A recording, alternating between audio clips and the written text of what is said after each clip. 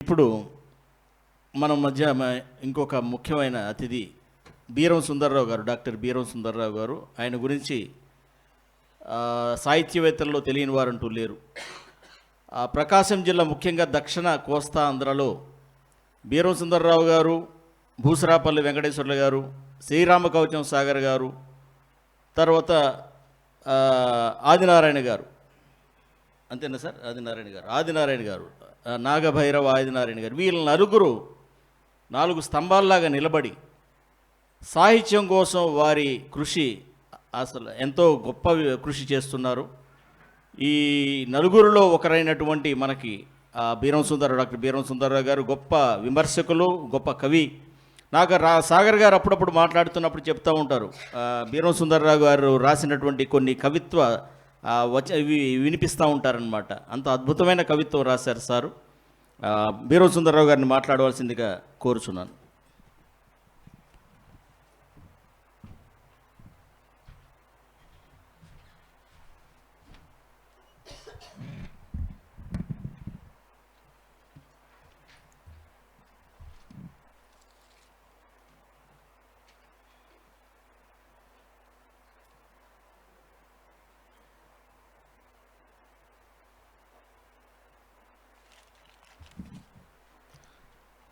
అందరికీ నా హృదయపూర్వక నమస్కారాలు. ప్రముఖ కవయిత్రి, రచయిత్రి, తెలుగు ఉపాధ్యాయుని రాజా వాసిరెడ్డి మల్లేశ్వర గారి రచనల పరిచయ సభకు ఆత్మీయంగా విచ్చేసినటువంటి మీ అందరికీ నా నమస్కారాలు తెలియజేస్తూ, సహజంగా మనం చూస్తుంటాం, ప్రతిపక్షం, అధికార పక్షం 2 ఉంటాయి. అధికార పక్షంలో ఎక్కువ మంది ఉంటారు కాబట్టి వాళ్ళు పైన ఉంటారు, ప్రతిపక్షంలో తక్కువ ఉంటారు కాబట్టి వాళ్ళు కింద ఉంటారు. కానీ ఇప్పుడు అది రివర్స్ అయింది. ప్రతిపక్షంలో ఎక్కువ మంది ఉన్నారు, వాళ్ళు కింద ఉన్నారు. భాష మీద మాట్లాడమని అధికారం మల్లేశ్వర గారు మాకు ఇచ్చారు కాబట్టి తక్కువ మంది మేము పైన ఉన్నాం. అంతే తప్ప అక్కడ కూర్చున్న వాళ్ళం తక్కువ, ఇక్కడ కూర్చున్న వాళ్ళు ఎక్కువని కాదు. ఇది ఒక మంచి సమావేశం. తక్కువ మంది ఉన్నారు, ఎక్కువ మంది ఉన్నారనే చర్చకు పోకుండా ఆసక్తిగా భాషను గురించి, సాహిత్యాన్ని గురించి, మల్లేశ్వర గారు ఏం చెప్పారు అది తెలుసుకుందామనేటువంటి ఒక జిజ్ఞాసతోటి సభకు వచ్చిన మీ అందరికీ కూడా ముందుగా నా నమస్కారాలు తెలియజేస్తున్నా.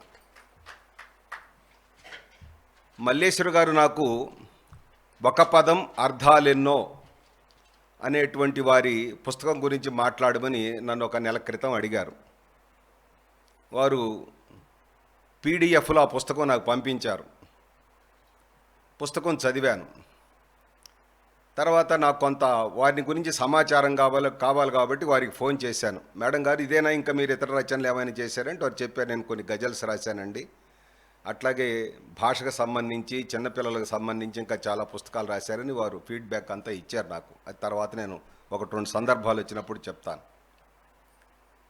ఈ ఒక పదం అర్థాలెన్నో పుస్తకం రాయడానికి అవసరమేమిటి వారికి? ఇప్పుడు వారు ఆ పుస్తకం రాయనందులో తెలుగు భాషకు కానీ, సాహిత్యానికి కానీ, మాలాంటి తెలుగును బోధించేటువంటి అధ్యాపకులకు కానీ వచ్చిన నష్టం ఏమీ లేదు. మరి ఎందుకు రాశారు? సూర్యుడు ఎందుకు ఉదయిస్తాడు? చంద్రుడు ఎందుకు ఉదయిస్తాడు? గాలి ఎందుకు వీస్తుంది? అట్లాగే మనం ఆహారం ఎందుకు తింటాం?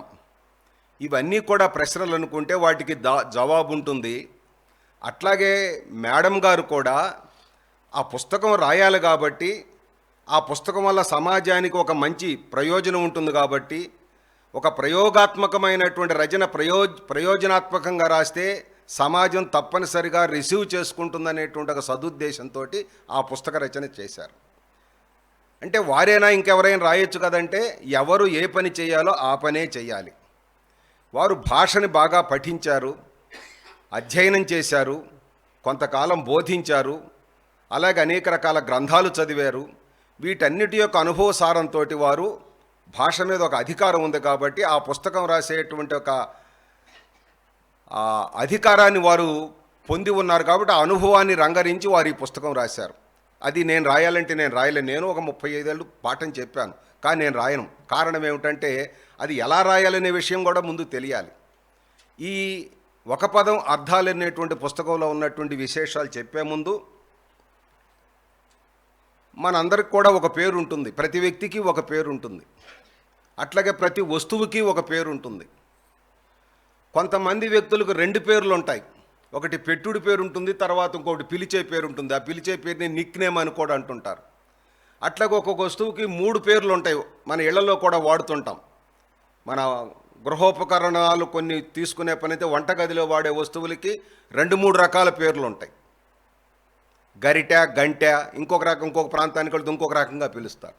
ఇట్లా ఒకే వస్తువుకి ఒకే వ్యక్తికి 2-3 పేర్లు ఉన్నట్టుగానే ఒకే పదానికి కూడా చాలా అర్థాలు ఉంటాయి. అది 2 ఉండొచ్చు, 3 ఉండొచ్చు, 10 ఉండొచ్చు, 12 ఉండొచ్చు, 20 కూడా ఉండవచ్చు.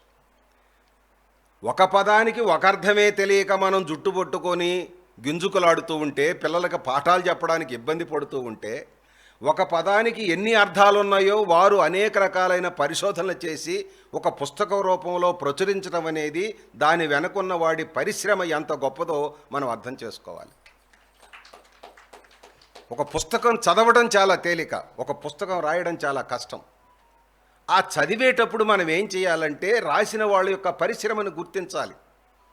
ఒక రైతు కష్టపడి గింజలు పండించి అన్నం రూపంలో మనకు అందిస్తున్నాడు. ఆ అన్నం మెతుకు తినే ప్రతిసారి కూడా రైతును తలుచుకోవాలి మనం, అప్పుడే నిజమైనటువంటి వ్యక్తులం అవుతాం, ఆ రైతుకు కృతజ్ఞతలు చెప్పేవాళ్ళం అవుతాం. అట్లాగే ఒక రచయిత యొక్క రచన చదివేటప్పుడు కూడా ఆ రచయిత లేదా రచయిత్రి చేసినటువంటి కృషి, శ్రమ, ఆ వాక్యాల వెనక, ఆ పదాల వెనక, ఆ కవిత వెనక, ఆ గజల్ వెనక, లేకపోతే ఇంకా ఏదైనా ఇంకొక వ్యాసం వెనక ఎంత ఉందో మనం గనక చూడగలిగితే, సహృదయంతో అర్థం చేసుకోగలిగితే ఈ సాహిత్యానికి, కవిత్వానికి గతి పట్టేది కాదు. విమర్శకులు కూడా ఏం చేస్తున్నారంటే రోలర్ లాగా వెళ్ళిపోయి అవసరం లేనటువంటినేమో పట్టించుకుంటున్నారు, అవసరం ఉన్నటువంటి తొక్కేస్తూ ఉన్నారు. ఇందాక చెప్పారు బిక్కి కృష్ణ గారు జరుగుతున్నటువంటి అన్యాయాన్ని. ఆ క్రమంలో ఈ ఒక పదం అర్థాలు ఎన్నో పుస్తకం కావచ్చు, నుడి గుడి కావచ్చు, లేకపోతే వారు రాసిన ఇతర రచనలు కావచ్చు, పాఠకాదరణ పొందలేకపోవచ్చు, జనం గుర్తించలేకపోవచ్చు, ప్రభుత్వాలు పట్టించుకోకపోవచ్చు. కానీ ఎవరి కోసం సూర్యుడు ఉదయించడం, తన పని తాను చేసుకుంటూ పోతాడు. ఎవరి కోసమో భూమి పంటనివ్వదు, ఆ పంట పండించడం, మనకి ఆహారాన్ని అందించడం ఆ భూమి యొక్క ప్రకృతి ధర్మం. అట్లాగే ఒక రచయిత అనేటువంటి వాడు తను చేయాల్సిన పని తాను చేస్తూ ఉంటాడు. సమాజం గుర్తించిందో అదృష్టం, గుర్తించకపోతే వాళ్ళ దురదృష్టం, అంతేగాని రచయిత దురదృష్టం కానే కాదు. కాబట్టి మల్లేశ్వర గారికి అవార్డులు రాలేదు, మల్లేశ్వర గారిని ఎవరూ గుర్తించలేదు, యూనివర్సిటీలు పట్టించుకోలేదంటే ఇది వాళ్ళ కర్మ. ఒక మల్లేశ్వరి గారే కాదు, అలాంటి వాళ్ళు చాలామంది ఉన్నారు సమాజంలో. గుర్తింపు లేనటువంటి వాళ్ళు ఉన్నారు, గుర్తింపు కలిగేటువంటి రచనలు చేసి గుర్తింపు రాని వాళ్ళు చాలామంది ఉన్నారు.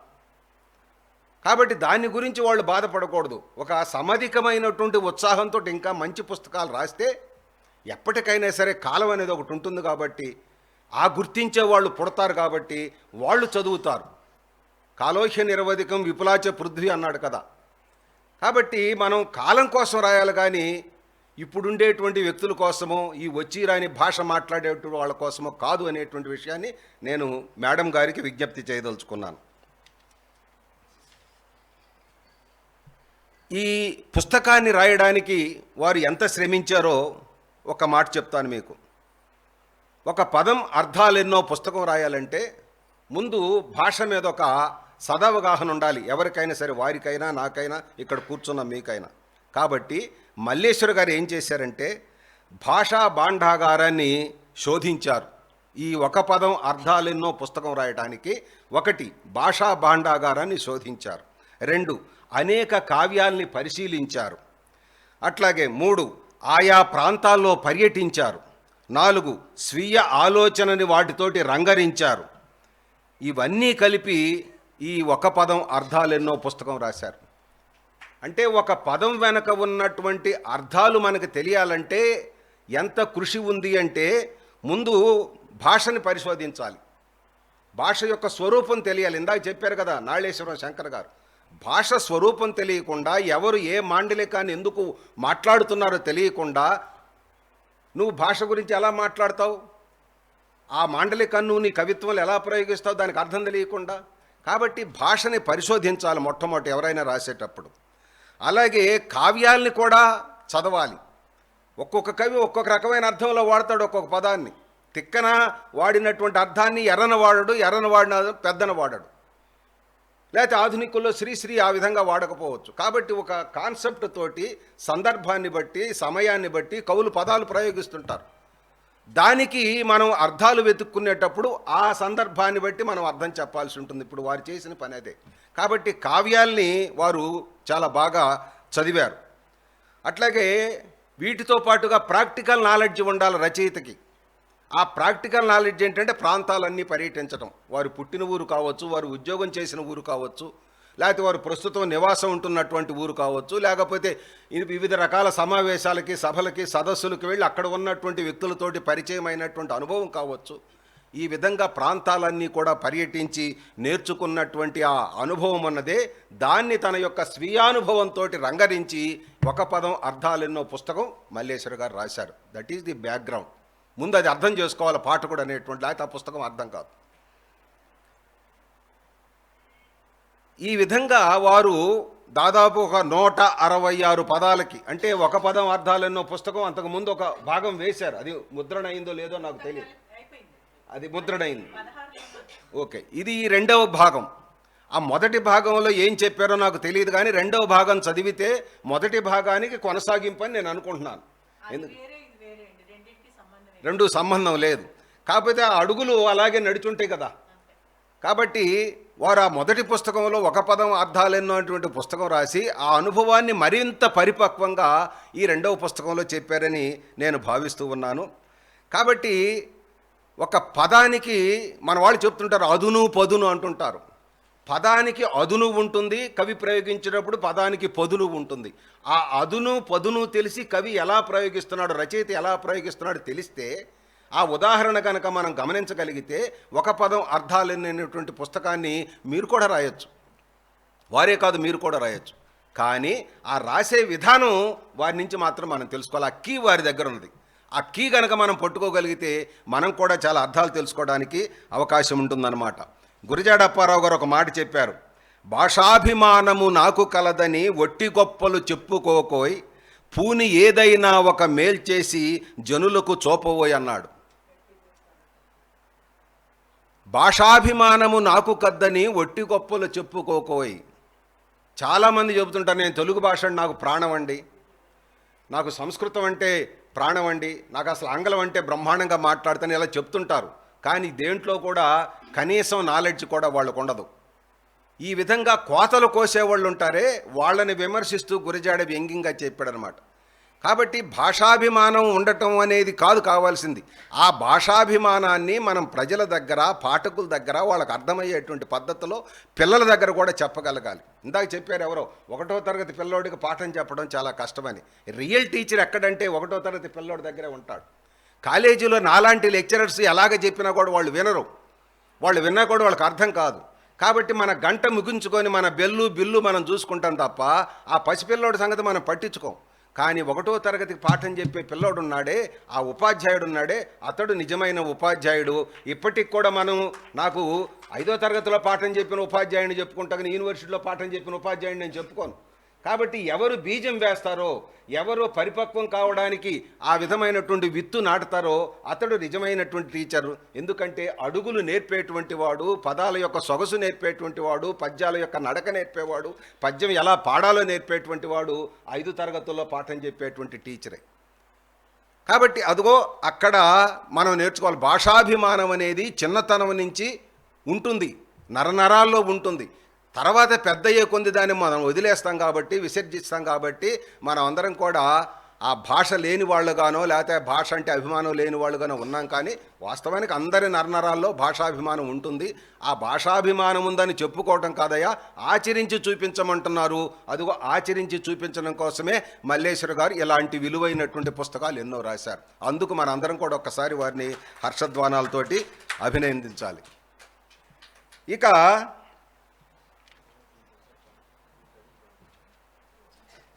మల్లేశ్వర గారిని గురించి వారు ఇందాక చెప్పాను ఫీడ్బ్యాక్ గురించి. వారు నాకు చెప్పింది ఏమిటంటే, నేను చాలా పుస్తకాలు రాశారన్నారు. వారు బాలల కోసం కొన్ని పుస్తకాలు రాశారు.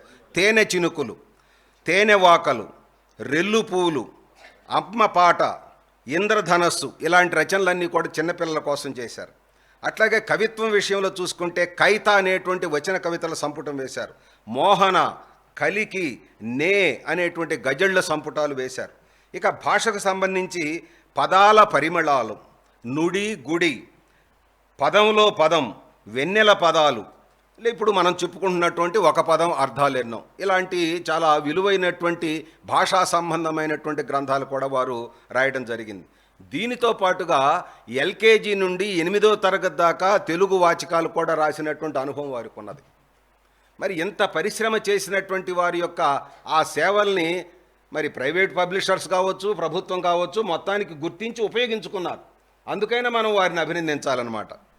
దాదాపుగా 1000కి పైగా వారు సాహిత్య సంబంధమైనటువంటి వ్యాసాలు వివిధ పత్రికల్లో రాశారు. ఇదంతా ఏమిటంటే మల్లేశ్వర గారి యొక్క సాహిత్య పరిశ్రమ మూలాలు అట్టడుగు నుంచి పైకి వచ్చారని చెప్పడానికి నేను చెప్తున్నాను. అప్పటికప్పుడు కవయిత్రిగానో అప్పటికప్పుడు రచయిత్రిగానో వారు ఆవిర్భవించలా. చాలామంది బస్ స్టాండ్లోనో బాత్రూంలో కూర్చొని కవిత్వం రాసి తెల్లరేటప్పటికి కాలు రగరేసి శాలువా కప్పించుకొని నేను మహాకవిని అని చెప్పేవాళ్ళు ఇవాళ అడుక్కొకడున్నాడు గాంధారి కొడుకుల్లాగా. కానీ అట్లా కాదు, వారు ఎంతో పరిశ్రమ చేశారు. పరిశ్రమ చేసిన తర్వాత విలువైన పుస్తకాలు రాసి నేను మల్లేశ్వరనండి, ఇదిగో ఈ విధంగా రాశానండి, అందుకని ఈ పరిచయ సభ చెబుతున్నాను, మీలాంటి వాళ్ళు వచ్చి 4 మంచి మాటలు చెప్పి నన్ను ఆశీర్వదించండి అని వారు అడిగారు. ఇక ఈ పుస్తకంలో ఉన్నటువంటి కొన్ని పదాలని సంక్షిప్తంగా చెప్పి నాకున్నటువంటి పరిమిత సమయాన్ని నేను వినియోగించుకుంటాను. ఇందాకనే మీకు చెప్పినట్టుగా దాదాపుగా 166 పదాలు ఉన్నాయి ఈ ఒక పదం అర్థాలెన్నో 2వ సంపుటంలో. ఇది క్రోనలాజికల్ ఆర్డర్లు, అంటే అకారాది క్రమంలో వారు ఈ పదాలన్నీ రాసుకుంటూ వచ్చారు. అంటే ఇవేనా 166 పదాలని ఇంకా లేవా అంటే, వారికి ఏదైతే అర్థం రాయాలనుకున్నారో, ఒక పదానికి ఎన్ని అర్థాలు ఉన్నాయో చెప్పాలనుకున్నారో వాటిని ఎంపిక చేసుకున్నారు. వారు ఎంపిక చేసుకున్నాయంటే ఇంకా చాలా ఉండి ఉండొచ్చు, కానీ వారు ఎంపిక చేసుకున్నటువంటి క్రమంలో అకారాది క్రమంలో వాటిని చెప్పారు. ఆ చెప్పిన విధానం ఎలా ఉంది, ఆ అర్థాలు సూచించిన పద్ధతి ఎలా ఉంది, అందుకు ఉదాహరణలు ఏ విధంగా ప్రయోగించారు, పాఠకుడికి చక్కగా అర్థం కావడం కోసం వారి యొక్క పరిశ్రమ ఏ విధంగా పుస్తకంలో ప్రతి పుటలో కనిపిస్తుందో మనం గమనించాల్సినటువంటి అవసరం ఉందన్నమాట. మొట్టమొదటిది అకారాది క్రమంలో ఆ, కాబట్టి అంటూ అనేటువంటి పదంతో మొదలుపెట్టారు. అంటూ అంటే అర్థం ఏమిటి? మన అందరికీ తెలిసినటువంటి అర్థం ఏమిటంటే అంటూ అంటే తాకకూడనిది. ఈరోజు మా ఇంట్లో అంటూ వచ్చిందండి అంటుంటారు, మనందరికీ తెలుసు, పల్లెటూరు వాళ్ళమే కాబట్టి. కానీ మనకు తెలిసినటువంటి అంటూ అనే దానికి అంటకూడదనే అర్థం ఒక్కటే కాదు, ఇంకా చాలా ఉన్నాయి. అవి ఎలా తెలుస్తాయి? ఈ పుస్తకం చదివితే తెలుస్తాయి అన్నమాట. అందుకు పుస్తకాలు చదవాలి. ఒక పదం అర్థాలన్నో కాదు, మీరు గ్రంథాలయానికి వెళ్ళి బారులు తీరినటువంటి పుస్తకాలన్నింటిలో ఏదైనా ఒక పుస్తకం పట్టుకుంటే గౌతముడి యొక్క, రాముడి యొక్క పాదం తగిన అహల్య ఏ విధంగా రాయి నుంచి స్త్రీగా మారిందో ఆ పుస్తకాలు కూడా పులకిస్తాయి. కాబట్టి లైబ్రరీస్ వెళ్ళండి, పుస్తకాలు పట్టుకోండి, వాటిని తెరవండి, చదవండి, అవి మన కోసమే ఉన్నాయి. బారులు తీరు ఉన్నటువంటి పుస్తకాలను కనీసం కళ్ళతోటి చూసి స్పర్శిస్తే అవి సంతోషిస్తాయి. కానీ వాళ్ళ గ్రంథాలయాల్లో పుస్తకాలు తాకేవాళ్ళు లేరు, అంతా కూడా దీంట్లోకి వచ్చేసింది. గూగుల్లో చూశానండి, వాట్సాప్లో చూశానండి, ఫేస్బుక్లో చూశానండి, నెట్లో చూశానండి, ఇంటర్నెట్లో చూశానండి. నువ్వు ఎక్కడ చూసినా కూడా గ్రంథంలో చూసినంత అనుభూతి, ఆనందం నీకు కలగదు. నువ్వు నెట్లో చూసావు, నీకు మంచి నచ్చిన పాయింట్ ఉంది, అండర్లైన్ ఎలా చేసుకుంటారండి? ఫేస్బుక్లో నువ్వు అండర్లైన్ చేయగలవా? అదే ఇప్పుడు మన పక్కనే నాగేశ్వర శంకర్ గారు పుస్తకం ఇచ్చి చక్కగా పెన్ను పెట్టి అండర్లైన్ చేసుకుంటున్నారు. అంటే ఏమిటి? అది నచ్చిన పాయింట్ అనమాట, వెంటనే ఇక్కడ తగిలిందనమాట. హార్ట్కి అటాచ్ అయ్యేటువంటి పాయింట్లు, హార్ట్కి తాకేటువంటి పాయింట్లు ఏవైతే ఉంటాయో వెంటనే పుస్తకం మనకి పట్టిస్తుంది. నీకు ఇంటర్నెట్ కానీ గూగుల్ కానీ నీకు అవి పట్టించలేదు. అవి ప్రత్యామ్నాయ మార్గాలే తప్ప ప్రధాన మార్గాలు కానే కావు.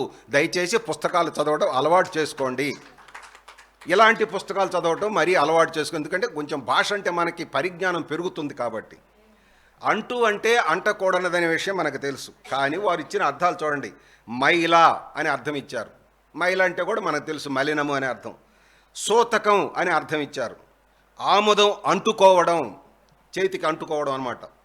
అట్లాగే అంటు కట్టడం, మనం ఏదన్నా ఒక మొక్కని ఇంకొక మొక్క కలిపేటప్పుడు ఏమంటాం? దాన్ని అంటు కట్టడం అంటారు అనమాట, కలపడం అన్నమాట. అట్లాగే స్నేహం అనే అర్థం కూడా ఉంది అంటుకి.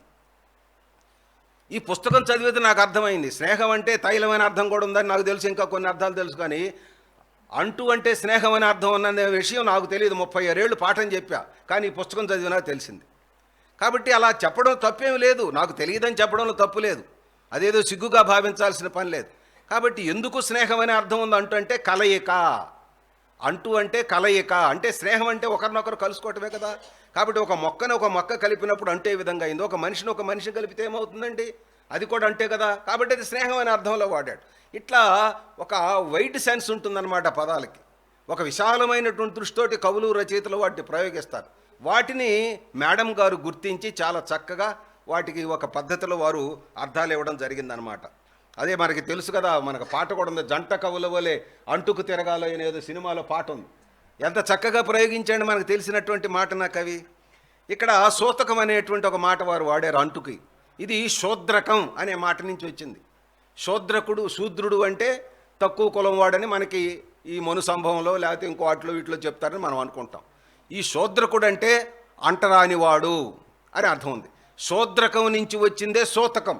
శూద్రకం అనేటువంటి సంస్కృత పదాన్ని పలకలేక మన పల్లెటూరు వాళ్ళు సూతకం అన్నారు. కాబట్టి మా ఇంట్లో సూతకం వచ్చిందంటే అర్థం ఏమిటంటే మమ్మల్ని తాకకూడదు అని అర్థం అన్నమాట. కాబట్టి ఏ పదం ఎలా వచ్చిందో వారు చాలా చక్కగా రీజనబుల్గా కూడా వాటికి వ్యుత్పత్తిని కూడా చాలా చక్కగా రాశారు మేడం గారు, వారికి మనసారి అభినందనలు. అట్లాగే మరొక మాట చూడండి, అక్షరం అనే మాటని వారు ఎన్ని అర్థాలు ఉన్నాయో చెప్పారు. పరమాత్మ అనే అర్థంలో అక్షరాన్ని వాడతారట. అట్లాగే అక్షరం అంటే క్షరం లేనిదనే సంగతి మనందరికీ తెలుసు, కానీ పరమాత్మ అనే అర్థంలో ఎందుకు వాడారు? పరమాత్మ కూడా నశింపు లేని వాడే కదా. మనం ఉండొచ్చు పోవచ్చు, కానీ గాడ్ అనేవాడు ఎప్పుడు ఉంటాడనమాట. అంటే మనం నమ్మొచ్చు నమ్మకపోవచ్చు, అది వేరే విషయం, కానీ ఉంటాడనేది మాత్రం ఒక నగ్న సత్యం. కాబట్టి పరమాత్మ అనేవాడు శాశ్వతంగా ఉంటాడనే అర్థంలో ఈ అక్షరం అనేటువంటి దాన్ని ప్రయోగించారు మన కవులని చాలా చక్కగా వారు వివరణ ఇవ్వడం జరిగింది. అట్లా అక్షరం అనే దానికి మరొక అర్థం ఇచ్చారు వారు, యోగం అనే అర్థం ఇచ్చారు. అక్షరం అంటే యోగం అనే అర్థం ఉంది. యోగం అంటే ఏమిటి? కలయిక అని అర్థం అనమాట, కలపటం. కాబట్టి సంయోగం అంటారు చూడండి, సంయోగం వియోగం అని, అదిగో ఆ అర్థంలో అక్షరాన్ని ప్రయోగించారని వారు చెప్తున్నారు. అట్లాగే అక్షరం అంటే ఓంకారం అనే అర్థం కూడా ఉందని చాలా కొత్త అర్థం ఒకటి చెప్పారు. అది నాకు చాలా ఆనందాన్ని ఆశ్చర్యాన్ని కూడా కలిగించింది. అట్లాగే ఆసనం అనే మాటని వారు ఈ పుస్తకంలో రాశారు. దానికి ఎన్నో రకాల అర్థాలు ఉన్నాయని చెప్పారు. ఉదాహరణకి మనకి సింహాసనం తెలుసు, ఇంకా చాలా చెప్పారు వారు. ధర్మాసనం, యోగాసనం, భుజంగాసనం, గరుడాసనం, ఇలా ఎన్నో రకాలైనటువంటి పదాలు ఆ వ్యుత్పత్తిని బట్టి ఎలా పుడతాయో చాలా చక్కగా ఆ ఆసనం దగ్గర వారు రాయడం జరిగిందనమాట. అట్లాగే ఈ ఆసనం ఆసనం అని రాసి చివరికి నాకేమనిపించిందంటే ఒక మాట రాస్తే బాగుండేది మేడం గారు అనిపించింది. ఏమిటంటే ఈ ధర్మాసనం, సింహాసనం ఇవన్నీ రాసి తెలుగు భాషను తీసుకొచ్చి సింహాసనం మీద కూర్చోబెట్టారు, ఒక పదం అర్థాలు ఎన్నో పుస్తకం రాసి అని నేను అనుకుంటున్నాను అనమాట. అట్లాగే ఎరుక అనేటువంటి ఒక మాట ఉంది. ఇది రెండు అర్థాలు ఉంటాయి. ఒకటేమో బండిరాతో కూడిన రకారం, ఒకటి మామూలు రకారం అనమాట, సాధురేఫ శకట్రేఫ. ఎరుక అంటేనేమో జ్ఞానం అని అర్థం, బండిరాతో కూడిన ఎరుక అంటే జ్ఞానం అని అర్థం ఉంది. మామూలు రా ఎరుక అంటేనేమో ఎరుకల జాతి అనే అర్థంలో ఉందన్నమాట. ఈ రెండింటినీ గమనించి చాలా చక్కగా వారు విశ్లేషణ ఇవ్వటం జరిగింది. అయితే ఇక్కడ ఎరుక అంటే స్నేహం అనే అర్థం కూడా ఇచ్చారు. నేను ఇదే మొదటిసారి ఎరుక అంటే స్నేహం అనే అర్థంలో చూడటం. అంటే ఎందుకు ఆ విధంగా స్నేహం అనే అర్థంలో కవులు వాడారంటే తెలియచేయటం, అంటే ఎరుక అంటే తెలియచేయటం అని అర్థం. స్నేహితుడు కూడా ఏం చేస్తాడు? మనకు తెలియని దాన్ని తెలియజేసి మనల్ని ఎడ్యుకేట్ చేస్తాడు. కాబట్టి ఎరుక అనేది స్నేహం అనే అర్థంలో కవి వాడుంటే ఆ పదాన్ని తీసుకొచ్చి చక్కగా దానికి అర్థం ఉందనే విషయాన్ని వారు చెప్పడం జరిగింది. అట్లాగే ఒట్టు అనేటువంటి మాట నేను చాలా సంక్షిప్తంగా వచ్చేస్తాను, ఒక 10-15 పదాల కంటే చెప్పను, ఇక మిగతా మీరు ఇంటి దగ్గర చదువుకోవచ్చు. ఒట్టు అనేటువంటి అచ్చ తెలుగు మాటను ఒకదాన్ని తీసుకున్నారనమాట. ఇది తెలుగు మాట, మనందరికీ తెలుసు. దీనికి ఒట్టు అంటే తెలుగులో సంస్కృతంలో అర్థం ఉందంటే ఒట్టు అంటే ఒట్టు, ఇంకా దానికి ఇంకా వేరే మాట లేదనమాట. రైలు అంటే రైలు అన్నట్టుగానే, బస్ స్టాండ్కి బస్ స్టాండ్ అన్నట్టుగానే, రోడ్డు అన్నట్టుగానే ఒట్టు అంటే ఒట్టే. కానీ ఒట్టు అంటే ఏమిటండి అని మనవాళ్ళు అడుగుతారన్నమాట. కాకినాడ అని పేరు పెట్టాడు అనుకోండి, మనవాళ్ళు ఏం చేస్తారు? వాయసపూరి అన్నారు. కాకినాడ అంటే వాయసపూరి అన్నారు, బాపట్ల అంటే భావపూరి అన్నారు, చీరాలంటే క్షీరపున్నారు. అంటే ఈ సంస్కృత తిక్క ఎంతగా ముదిరిపోయిందంటే వాడు అచ్చగా తెలుగులో మాట పెట్టి వాడు పిలవండ్రా బాబు అంటే మాది చీరాల కాదండి, మాది క్షీరపూరి అంటాడు, మాది బాపట్ల కాదండి భావపూరి అంటాడు. అంటే ఒరిజినల్ భాషను వదిలిపెట్టి రాని భాషలో పలకటం, రాని భాషలో కొలకటం మనకి బాగా ఫ్యాషన్ అయిపోయిందనమాట. వాడు ఇంగ్లీష్ రాకపోయినా కూడా హిందూ పేపర్ చేతిలో పెట్టుకొని తిరుగుతుంటాడు. ఎందుకు ఇంగ్లీష్ పేపర్ చేతిలో పెట్టుకుంటే వీడు మంచి స్కాలర్ అనుకుంటాడు, పక్కన రైల్లోనో బస్సులోనో కూర్చున్నవాడు. అదే తెలుగు పేపర్ చదువు ఎవడో మెంటలోడు అనుకొని మనకు దూరంగా పోయేవాళ్ళు ఉంటారు. కాబట్టి భాష మనిషికి ఒక డిగ్నిటీని తీసుకొస్తుంది. కానీ ఆ డిగ్నిటీ అనేది నువ్వు మాట్లాడే మాటను బట్టి ఉంటుంది, నువ్వు ప్రయోగించే పదాన్ని బట్టి ఉంటుంది, నువ్వు చేసేటువంటి సాహిత్య సృష్టిని బట్టి ఉంటుంది. కానీ నువ్వు పట్టుకునే పేపర్ని బట్టో చదివే పుస్తకాన్ని బట్టో ఉండదు. మేడం గారి పుస్తకం చదివితే అర్థమయ్యేది ఏమిటంటే, ఒక పదాన్ని ఎన్ని రకాలుగా కవులు ప్రయోగించవచ్చో, ప్రయోగించడానికి అవకాశం ఉందో వారు ఈ పుస్తకం ద్వారా చెప్పారు. అదిగో అట్లాగా ఎరుక అనే మాటకి స్నేహం అనే అర్థం కూడా ఉందని చాలా చక్కని వివరణ ఇచ్చారు వారు. అట్లాగే ఒట్టు అనేది కూడా అలాంటిదన్నమాట. అదేవిధంగా ఒప్పు అనేటువంటి ఒక మాటని చెప్పారు. ఒప్పు అంటే చెయ్యతగినది, రైట్ అనే అర్థంలో మనం వాడుతున్నాం అన్నమాట. అలాగే తప్పు అంటే చెయ్యకూడనిది, మన అందరి రాంగ్ అనే అర్థంలో వాడుతున్నాం. కానీ ఒప్పు అంటే ప్రకాశించేది అనే అర్థం ఉన్నది, ఒప్పు అంటే అందం అనే అర్థం ఉన్నది, ఒప్పు అంటే ముక్క అనే అర్థం కూడా ఉన్నది. చూడండి, వారి పుస్తకం చదివిన తర్వాత నాకు కలిగినటువంటి అనుభవాన్ని మీతో పంచుకుంటున్నా. ఒప్పు అంటే ముక్క అనే అర్థం ఉంది. ముక్క అంటే మాంసం ముక్క కాదు. ముక్క అంటే మాటని ముక్క అంటారు, మీకు తెలియదాం. ఇప్పుడు వేదిక మీద మా బిక్కి కృష్ణ గారు 2 ముక్కలు మాట్లాడతారు అంటారు. ఏమిటి 2 ముక్కలు మాట్లాడేది ఏమిటంటే 2 మాటలని అర్థం అన్నమాట. కాబట్టి ఆ మాట్లాడే ముక్కలు ఉన్నాయే 2 మాటలు. ఒప్పిదంగా మాట్లాడాలి, ఒప్పుగా మాట్లాడాలి, సరసంగా మాట్లాడాలి, సరళంగా మాట్లాడాలి, అందరి హృదయాలు హత్తుకునే విధంగా మాట్లాడాలి. దట్ ఈజ్ దాన్ని ఏమంటారు, వక్తృత్వాన్ని ఇంగ్లీష్లో ఏమంటారండి? ఆరేటరిజం అనుకోండి, లేకపోతే వక్తృత్వ కళ అనుకోండి. కాబట్టి చెప్పేదాన్ని ఒప్పిదంగా చెప్పటమే కళ. అది అందరికీ సాధ్యం కాదు. కాబట్టి ఆ ఒప్పు అనే మాటకి చక్కగా ముక్క అనే మాట ఉందని చెప్పిన తర్వాత నాకు ఎంత ఆనందం వేసిందంటే, నిజంగా ఆ ఒక్క మాట చెప్పినందుకైనా వారికి ఒక PhD ఇవ్వచ్చు అనిపించింది అనమాట. అట్లాగే మరొక ఆశ్చర్యకరమైన విషయం ఉంది ఈ పుస్తకంలో. కా అనేటువంటి మాటకు అర్థాలు ఉన్నాయట. కా అంటే కా అనేటువంటి హల్లు అని మనం అనుకుంటాం. అంతకు మినహా మన పిల్లలకు తెలీదు. కాకు దీర్ఘం ఇస్తే కా గుడిస్తే కీ అని మనం చదివిస్తాం. వాడేం చివరికి కాకి పోరా అంటాడనమాట. ఎందుకంటే కోకెళ్ళు తక్కువ ఉన్నాయి, కాకులు ఎక్కువగా ఉన్నాయి ఇప్పుడు ఈ సమాజంలో. ఎక్కడ చూసినా, అసెంబ్లీలో చూసినా, పార్లమెంట్ చూసినా కాకులు ఎక్కువ, కోకెళ్ళు లేవు. ఈ కాకుల గోల్లో కోకెళ్ళని ఎవడబెట్టించకూడదు. అలాంటి కోకెలు ఎన్ని కోతలు కూసినా ఈ కాకులకు వినపడదు. కాబట్టి ఇదిగో ఆ కాను గురించి వారు చెబుతూ, కా అంటే ఆత్మ అనే అర్థం ఉందన్నారండి. ఎందుకు ఆ పేరు వచ్చిందో వారు చాలా చక్కగా దానికి వివరణ ఇచ్చారు. లేకపోతే మన అలాంటి అజ్ఞానికి తెలియదు కదా ఆ విషయం. ఎందుకంటే కర్ణుడు అనే మాట ఉన్నది చూడండి, ఆ కర్ణుడిలో ఉన్నటువంటి కా అనే దానికి ఆత్మసుతుడు అని అర్థం. కర్ణుడిలో ఉన్న కా అనేటువంటి మొదటి అక్షరానికి ఆత్మసుతుడు అంటే సూర్యుడి ద్వారా అతడు పుట్టినటువంటి వాడు, గర్భంలో పుట్టినటువంటి వాడు కాదు. కాబట్టి ఆత్మసుతుడు అనే అర్థంలో కా అనేటువంటి మాటని మన కవులు ప్రయోగించారు. కాబట్టి కా అంటే ఆత్మ అనే అర్థం ఉందని ఎంత రీసెర్చ్ చేసి ఆ మాటను రాశారు చూడండి. మనం చదవటానికి చాలా తేలిగ్గా ఉంటుంది. ఆ చిన్న మాటకు అర్థం రాయడానికి వారు ఎన్ని పరిశోధనలు చేయాలి, ఎన్ని పుస్తకాలు చదవాలి, ఎంత భారతం చదవాలో మనం అర్థం చేసుకోవాలన్నమాట. ఇలా సందర్భాన్ని బట్టి, సమయాన్ని బట్టి, సంభాషణ తీరును బట్టి, ప్రాంతాన్ని బట్టి, వ్యక్తులను బట్టి, వ్యవహారం యొక్క పద్ధతిని బట్టి మాటలు, వాటి అర్థాలు రకరకాలుగా మారిపోతూ ఉంటాయి. వాటన్నిటిని కూడా చాలా చక్కగా పూలదండ కట్టినటువంటి పూలులాగా అమర్చి వారు సురభిళ పరిమళవంతంగా ఈ పుస్తకాన్ని రాశారని నేను భావిస్తూ ఉన్నానన్నమాట. ఒక్కొక్క పదానికి కొన్ని చోట్ల 10 అర్థాలు ఇచ్చారు, కొన్ని పదాలకు 15 అర్థాలు ఇచ్చారు, కొన్ని చోట్ల అయితే 20 అర్థాలు కూడా వారు ఇచ్చారు. అర్థాలు ఎటువంటి ఊరికనే అట్లా ఈజీక్వల్ టు పెట్టి ప్రతిపదార్థం రాసినట్టు ఇవ్వటం కాదు, ఉదాహరణలతో సహా ఇచ్చారు వారు. అది గమనించాల్సినటువంటి విషయం. అట్లాగే గంధం అనేటువంటి ఒక మాట ఉన్నది, మనందరికీ తెలుసు. గంధం అంటే మన చేతికి పూసుకుంటామని, అది పరిమళం అనేటువంటి అర్థం ఉన్నది. కానీ గంధం అంటే వాసన అనేటువంటి అర్థం ఉందని, చందనం అనే అర్థం ఉందని, సువాసన అనే అర్థం ఉందని మనందరం కొంతమందికి తెలుసు, కొంతమందికి తెలియకపోవచ్చు. కానీ గంధం అంటే అగరు అనే అర్థం ఉందనే విషయం నేను ఈ పుస్తకం చదివిన తర్వాత తెలుసుకున్నాను. అగరుబత్తి అంటారంటే అది ఎందుకో నాకు తెలియదు. అంబికా దర్బారు బత్తి అని చదివితే అగరుబత్తి అని ఉంటుందన్నమాట. ఈ బత్తి అంటే నాకు తెలియదు, కానీ భక్తి అంటే భక్తి నుంచి వచ్చిందే అని అనుకున్నాను, ప్రకృతి వికృతి అని. కానీ ఈ అగరు అంటే వ్యాపించుట అనే అర్థంలో వచ్చింది. పరిమళం ఏం చేస్తుంది? వ్యాపిస్తుంది, సువాసన వ్యాపిస్తుంది. కాబట్టి ఈ గంధం అనేటువంటిది అగరు అనేటువంటి అర్థంలో చాలా చక్కగా మన ప్రాచీనులు ప్రయోగించారని ఆ అర్థం చెప్పిన తర్వాత నిజంగా వారికి పాదాభివందనం చేద్దాం అనుకున్నా. వారిని ఇదే మొదటిసారి నేను చూడటం. వారిని ఇదే మొదటిసారి నేను ఇంతకుముందు నాకు పరిచయంలో ఫోన్లో మాట్లాడుకోవడం తప్ప. ఎందుకు అంటే ఒక ప్రతిభ మనకి ఉన్నప్పుడు, ఒక వ్యక్తి యొక్క ఆ రూపం మనకు, ఆ విశ్వరూపం మనకు తెలిసినప్పుడు, అది భాషాపరంగా కావచ్చు, సాహిత్యపరంగా కావచ్చు, వ్యక్తిత్వం కావచ్చు, ఏదైనా కావచ్చు, వాళ్ళని మనం గౌరవించాలి.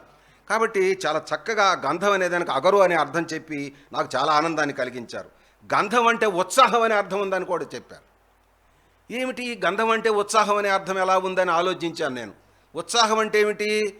ముందుకు వెళ్ళటం అన్నమాట, ఎక్కువగా రెట్టింపు కావడం అన్నమాట. ఉన్నదాన్ని మనం మన ఒంట్లో ఉన్నదాన్ని రెట్టింపు చేసుకోవటం. కాబట్టి గంధం అంటే వ్యాపించడం అనమాట. అది సరిహద్దులు లేకుండా అలా వ్యాపిస్తుంది. ఉత్సాహం కూడా అటువంటిదనే అర్థంలో మన కవులు ప్రయోగించారు.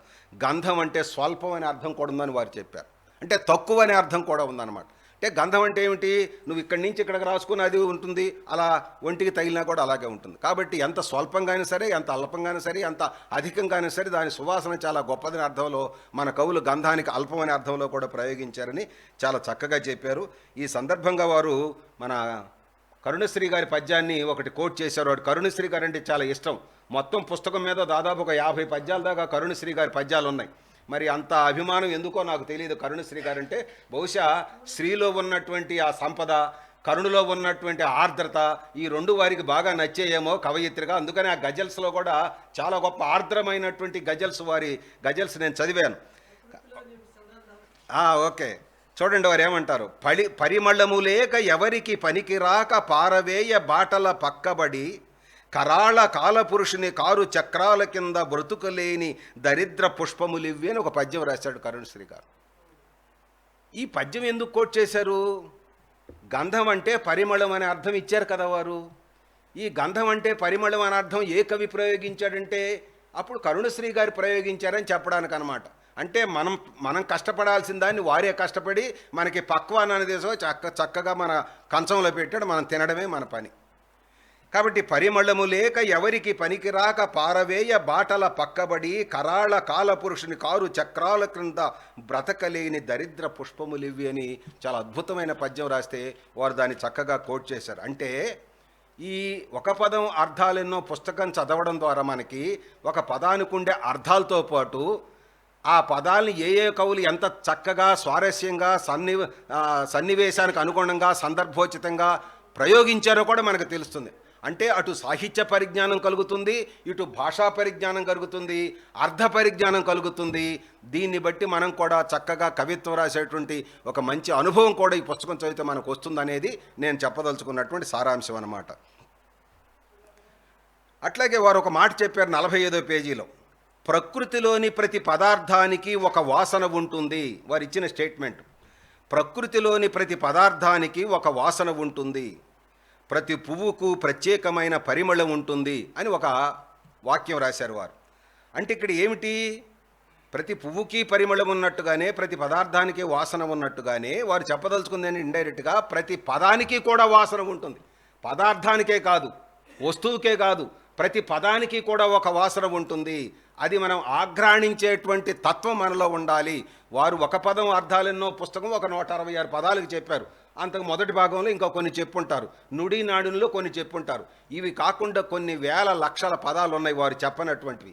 దీన్ని బేస్ చేసుకొని, దీన్ని మార్గం చేసుకొని, ఆ మార్గాన్ని మరింత విశాలం చేసుకుంటూ మనలాంటి వాళ్ళం మరికొన్ని కొత్త పదాలు నేర్చుకొని వాటికి ఉండేటువంటి అర్థాలు తెలుసుకుంటే అప్పుడు భాష యొక్క తీయదనం, భాష యొక్క కమ్మదనం, భాష యొక్క శోభ, భాష యొక్క అందం మనకు తెలుస్తుందన్నమాట. అది మనల్ని ఎలా భాష పట్ల ఆకర్షితులు చేయడానికి ఈ పుస్తకాలు రాశారని నేను భావిస్తూ ఉన్నాను అన్నమాట. ఈ విధంగా రాసినటువంటి మల్లేశ్వర గారు భాషను ఎంత చక్కగా ప్రయోగించారో 1-2 గజల్స్ చెప్పి మీ దగ్గర సెలవు తీసుకుంటానంటే కేవలం పదాలు అర్థాలు చెప్పడమే కాదు, ఆ పదాలు అర్థాలు ఎలా చెప్పి అనుభవం సంపాదించారో ఆ అనుభవాన్ని ఏ విధంగా తమ యొక్క కృతుల్లో వారు రంగరించి చెప్పగలిగారో చెబితే అప్పుడు ఒక రచయిత యొక్క పరిపూర్ణమైనటువంటి ఆకృతి, వారి యొక్క ఆ రూపం మీకు తెలుస్తుందన్నమాట. చూడండి, ఒక గజల్ వారు చెప్తారు.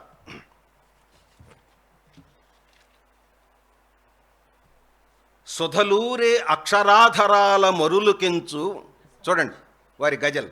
సుధలూరే అక్షరాధరాల మరులులికించు మృదువౌ పదశ్రీ భావ సిరిగని మోహన లలిత లలిత కలిత కలాపమంటి పదముల మల్లి కవనానికే ఆమని ఈ మోహన అన్నారు. కవనానికే ఆమని ఈ మోహన. ఈ మోహన అనేటువంటి ఈ గజల్స్ సంపుటంలో ఉన్నటువంటి నా గజల్స్ ఉన్నాయే, కవనానికే ఆమని, ఒక కొత్త వసంతాన్ని మోసుకొస్తాయి ఈ గజల్స్ అని చెప్తున్నారు. సొదలూరే అక్షరాధరాల మరులులికించు. అక్షరం ఎలా ఉండాలండి? నిద్రపోయి లేచినలాగా ఉండకూడదు. అక్షరం అంటే సూర్యోదయంలాగా ఉండాలి. కాబట్టి సొదలూరే అక్షరాధరాల, ఆ అక్షరం పట్టుకోవడంతో దాంట్లో ఒక అమృతం ఉంటుంది. ఆ అమృతం యొక్క సొగసు రచించినటువంటి కవికే కాదు, చదివే పాఠకుడు కూడా. ఇప్పుడు ఆయన రాశాడండి తోటమాలి మాలి, అదేనండి తోటమాలి మాలిమనే కవితలు రాశారు, చదివాను. ఫక్తు వచనంలో రాశారు, ఎక్కడ కవిత్వం లేదు.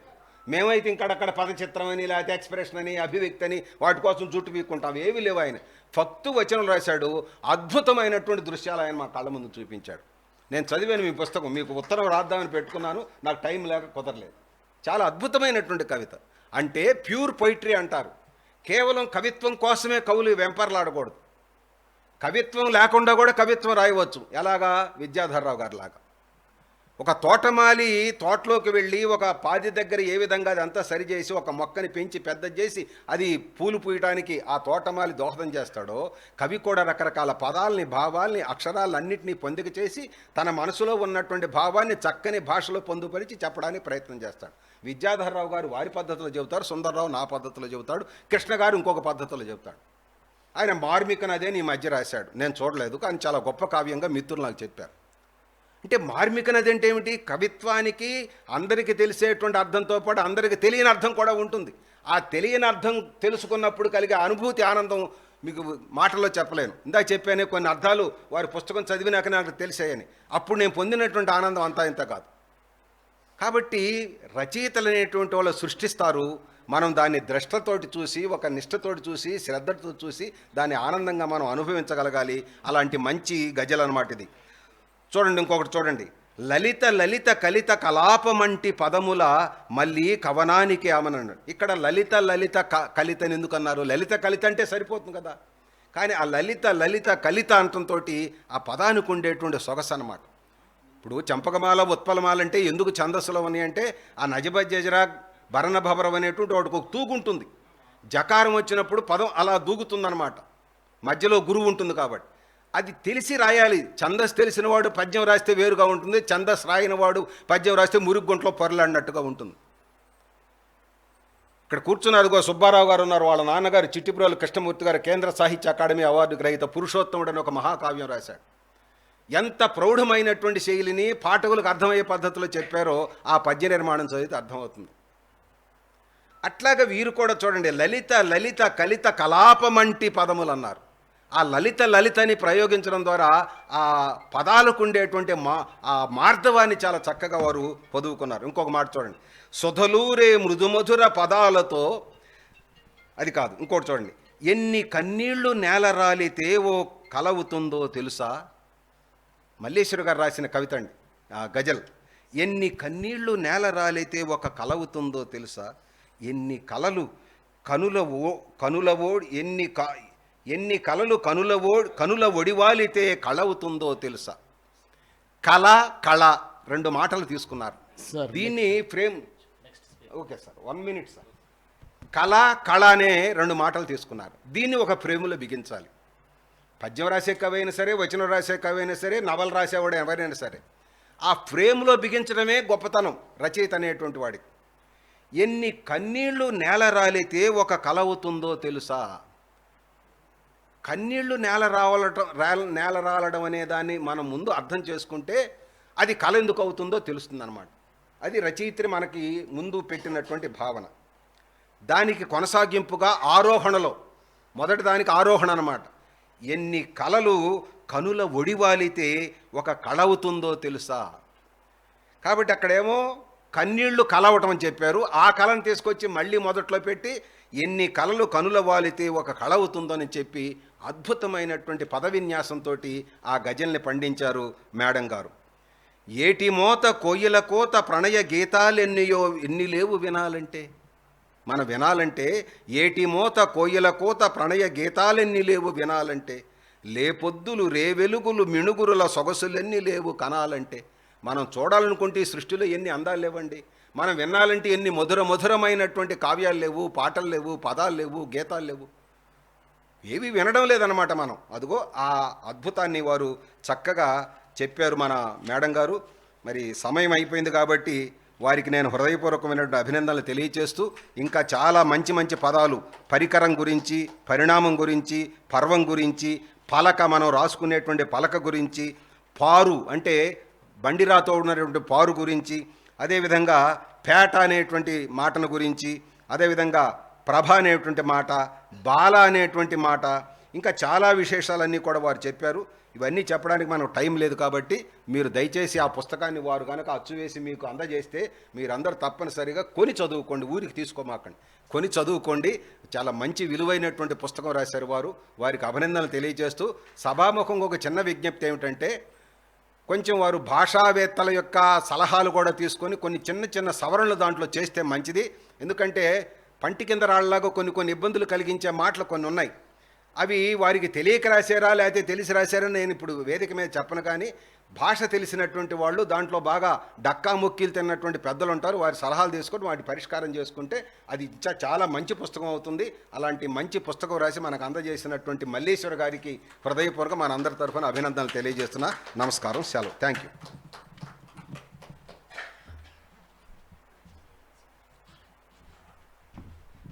ధన్యవాదాలు సార్. విశ్లేషణాత్మక వివరణలతో, మీ గంభీర స్వరంతో మల్లేశ్వరి గారు చేసిన భాషా కృషిని గురించి మీరు చాలా చక్కగా చెప్పారు. మీకు ధన్యవాదాలు. ఒక